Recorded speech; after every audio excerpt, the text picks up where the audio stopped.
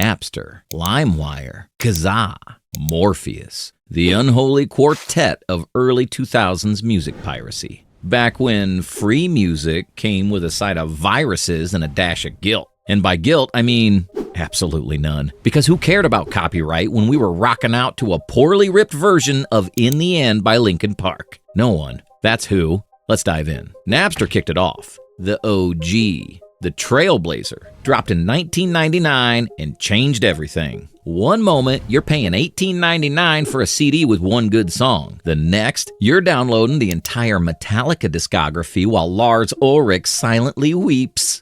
Napster was a vibe. And then, boom. The lawsuits came faster than your dial-up could load a page. R.I.P. Napster. But don't worry, LimeWire had your back. Ha! LimeWire, the platform that turned your parents' Dell into a brick. Downloading a song was like playing Russian roulette with your hard drive. Sure, you might get that new Usher track, or your entire computer could be wiped out by malware disguised as, yeah, featuring Lil Jon. You didn't care though, because when you're 13, risk means nothing. Enter Kazaa and Morpheus.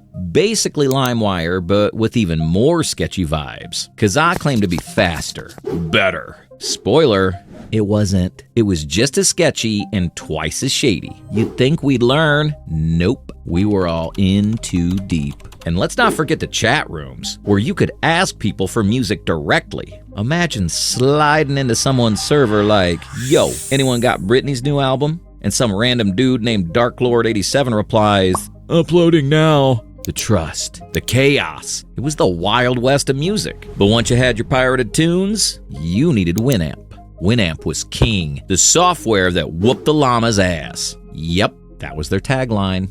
Iconic. But it wasn't just a music player. It was a full-blown vibe. Winamp let you play your freshly downloaded songs and organize them into playlists. It even let you adjust the equalizer like you were some kind of bedroom DJ. But the real magic? Skins. Winamp was skinnable. That meant you could download themes to make it look however you wanted. Flames, neon grids, futuristic tech vibes. You could even find skins inspired by your favorite shows, bands, or video games. It wasn't just about listening.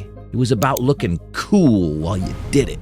And oh, the visualizations. Winamp had trippy, moving graphics that pulsed along with your music. You'd sit there, watching colorful waves and patterns dance across the screen, feeling like you were at a budget rave. For a lot of us, Winamp was our first step into customizing how we consumed music. It made your songs feel like yours, and your playlists sacred. You'd spend hours curating the perfect mix of Green Day, Britney, and whatever remix of Darude's Sandstorm was making the rounds. Winamp wasn't just software, it was your identity. Now, let's go back and talk download times. One song could take hours. If you were rocking 56K dial-up, forget it. You'd start the download before school and pray it finished before bedtime. Or sometimes you'd start a whole list of downloads and let it run all night, hoping the download didn't fail midway. Cable internet? You were living a dream. And if you were in college with a T1 line, congratulations. You were basically royalty. But even then, half the time the file was corrupted or mislabeled. Or how many of us accidentally downloaded remix we didn't ask for? Or a completely different song?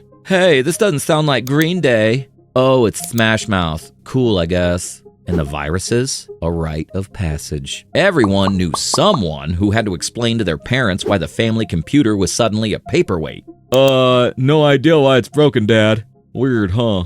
Yeah, weird. But we kept going, because the chaos was worth it. Eventually, Apple came in with iTunes, and we all said, a legal way to buy music? Kind of boring, but hey, no more viruses, and artists could actually get paid for making music. Still, something was lost. That thrill of finding the exact song you wanted, for free, even if it came with consequences. Looking back, it was a mess. A glorious, chaotic mess. But it was our mess. Napster, LimeWire, Kazaa, Winamp, icons of an era. And for better or worse, they shaped how we experience music today. Totally.